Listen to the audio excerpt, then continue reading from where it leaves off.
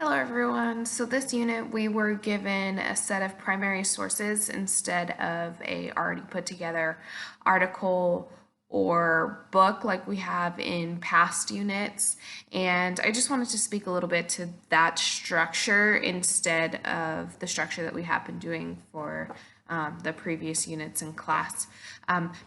Obviously, when we have our own set of primary resources, we are the ones who are able to pull conclusions and analyze things and make our own arguments, and we aren't in the confines of an argument that has already been predetermined by an author of a book or an article like we have in past units. If we are given just a book or an article, we are really in the confines of, do I agree or do I disagree? And defend my dissent or my agreement. And when we are given just the straight up primary resources instead of a secondary resource with an argument attached to it, we are really able to dissect things on a deeper level, and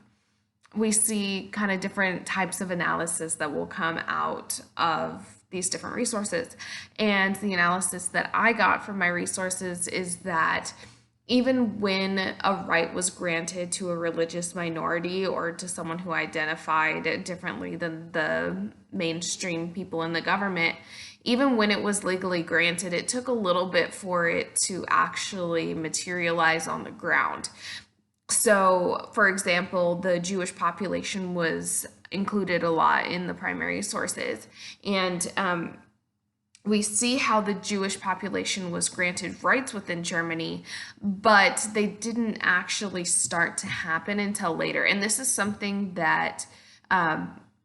we can know from looking at these primary resources in particular, because these are from like personal accounts, like we had the personal account of the Jewish lawyer, or different types of accounts from people who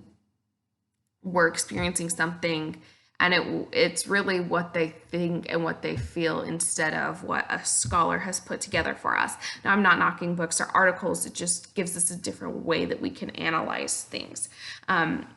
So some of the things that I thought stood out to me from this is that we see also Jews in particular trying to assimilate into the German society. So we see, like, there was the personal account of a family transitioning from an Orthodox Jewish household into a Reformed Jewish household, and we see how, they were granted that right to have a place in society, but they really didn't, and so they kind of had to alter their identity to fit within this box that was given to them for exercising those rights. We also see people like rabbis trying to join groups that normally they wouldn't join, just so they can get acceptance and be more included within society. Something else that stood out to me is that we see how the general worker, like the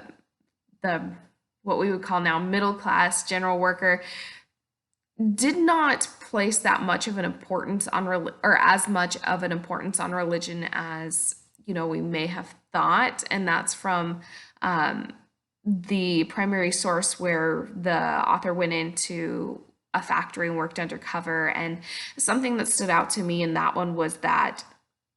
churches were almost like a stupefying institution. And that was interesting to see how something that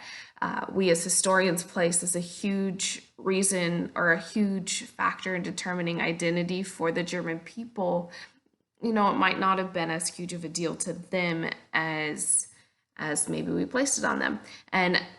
that's, of course, an oversimplification, but it was something that was interesting to read from a primary source instead of from an author telling me